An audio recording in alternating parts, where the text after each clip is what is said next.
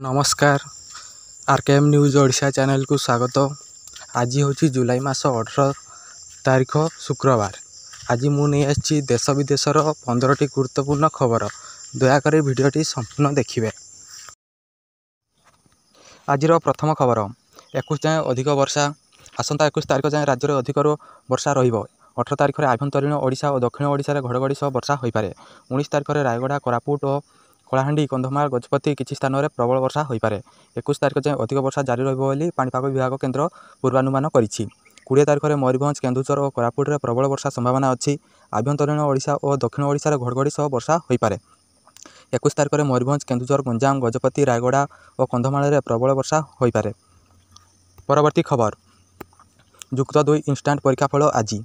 उच्च माध्यमिक शिक्षा परिषद सीएचएसई परिचालित युक्त 2 इंस्टाट परीक्षा 2025 फल शुक्रवार प्रकाश पाइब। अपराह्न 4:30 सीएचएसई सम्मिलनी कक्ष परीक्षा फल घोषणा कर सीएचएसई परीक्षा नियंत्रक डॉक्टर प्रशांत कुमार परिडा सूचना देइछन्ति।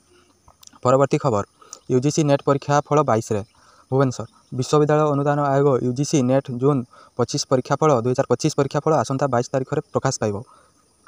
एने नेशनल ट्रेनिंग एजेंसी पक्षर एक्स सूचना देइछन्ति। एने वेबसाइट ugcnet.nta.ac.in रे प्रकाश पाइब।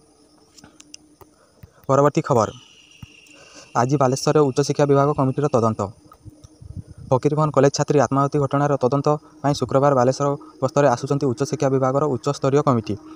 यही कमिटी 18 और 19 तारीख 2 दिन धरी कॉलेज परिसर में तदंत करिवो। तदंत बेले आभ्यंतरीण अभियोग कमिटी सदस्य माने व्यक्तिगत उपस्थित रहिबा उच्च शिक्षा निर्देशालय पक्षर निर्देश दिया जाइछि।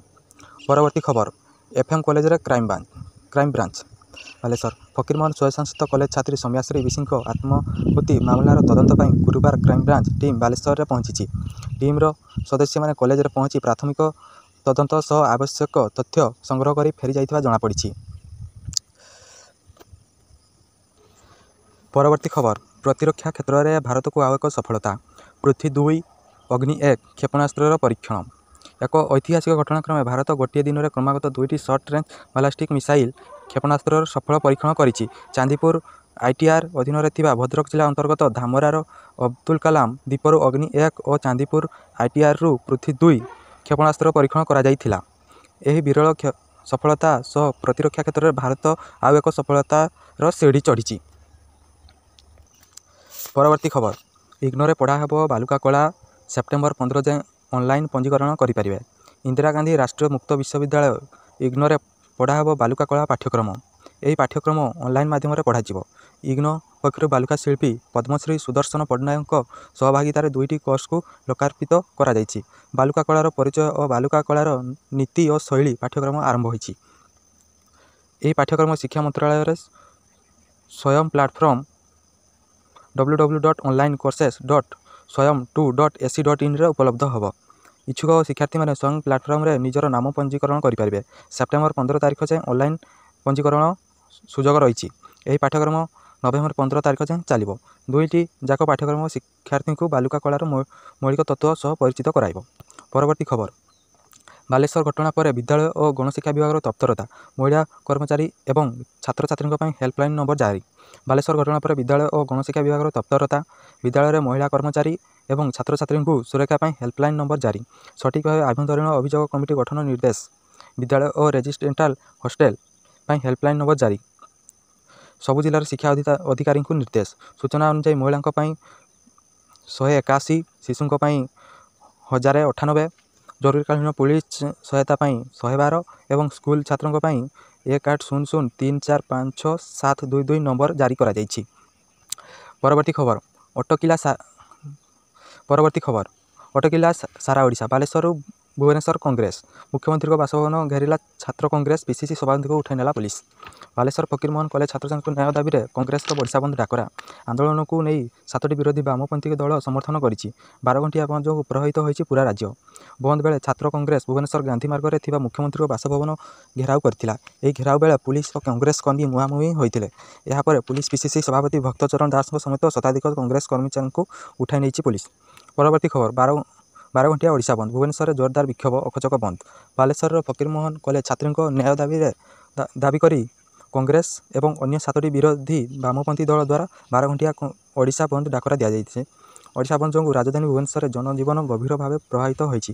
ସକାଳେ ଭୁବନେଶ୍ୱରରେ ଶହ ଶହ କଂଗ୍ରେସ କର୍ମୀ ରେଳ ଷ୍ଟେସନ ନିକଟରେ ବିକ୍ଷୋଭ ପ୍ରଦର୍ଶନ କରିଥିଲେ।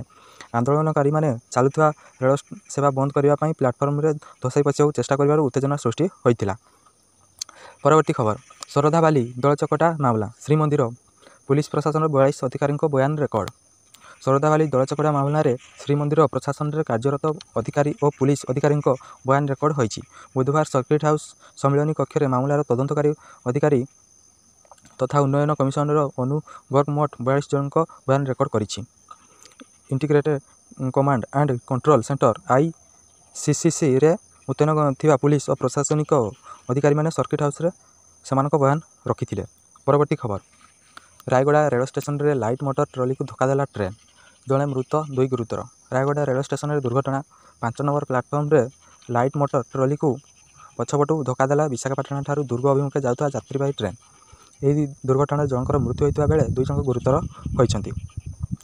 ପରବର୍ତ୍ତୀ ଖବର, ଓଡ଼ିଶା ବନ୍ଦ ଡାକରାର ପ୍ରଭାବ, ପର୍ଯ୍ୟଟକ ଶୂନ୍ୟ କୋଣାର୍କ ଓ ଚନ୍ଦ୍ରଭାଗା।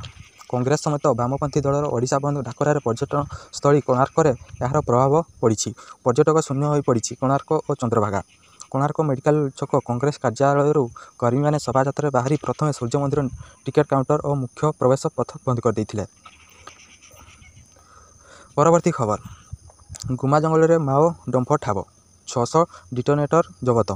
ମାଓ ଯୋଜନାର ପଣ୍ଡ କମ୍ପିଂ ଅପରେସନ ବେଳେ ମାଓ ଡମ୍ପ ଠାବ। କନ୍ଧମାଳ ଜିଲ୍ଲାର କୋଟଗଡ଼ ଥାନା ଗୁମା ଜଙ୍ଗଲରେ ମାଓ ଡମ୍ପ ଠାବ ହୋଇଛି। DVF ବାହିନୀ ସହ ବୋମା ନିଷ୍କ୍ରିୟକାରୀ ଦଳ 600 ଡିଟୋନେଟର ଓ ଗୋଟିଏ ରିମୋଟ ଜବତ କରିଛି। ଯବାନଙ୍କୁ ଟାର୍ଗେଟ କରିବାକୁ ନକ୍ସଲମାନେ ଏକ ଯୋଜନା କରୁଥିବା ବେଳେ ଉଦ୍ୟମ ଫେଲ୍ ମାରିଛି। ପରବର୍ତ୍ତୀ ଖବର, ଭୟଙ୍କର ଭୂକମ୍ପରେ ଥରିଲା ଆମେରିକା ଆଲାସ୍କା, ରିକ୍ଟର ସ୍କେଲରେ ତୀବ୍ରତା 7.3 ରେକର୍ଡ। ଆମେରିକାର ବଡ଼ ଧରଣ ଭୂକମ୍ପ ଅନୁକମ୍ପ କରାଯାଇଛି। ବୁଧବାର ଦିନ ଆମେରିକାର ଆଲାସ୍କା ରାଜ୍ୟରେ ଉପକୂଳରେ 7.3 ତୀବ୍ରତାର ଏକ ଭୂମିକମ୍ପ ଅନୁଭୂତ ହୋଇଯାଇଛି, ଯାହା ପ୍ରଭାବରେ ଆମେରିକା ଥରହର ହୋଇପଡ଼ିଥିଲା। ଯାହା ପରେ ପରେ ଆମେରିକାର ଭୂତତ୍ତ୍ୱ ସର୍ବେକ୍ଷଣରୁ ସୁନାମି ଚେତାବନୀ ପ୍ରକାଶ ପାଇଛି।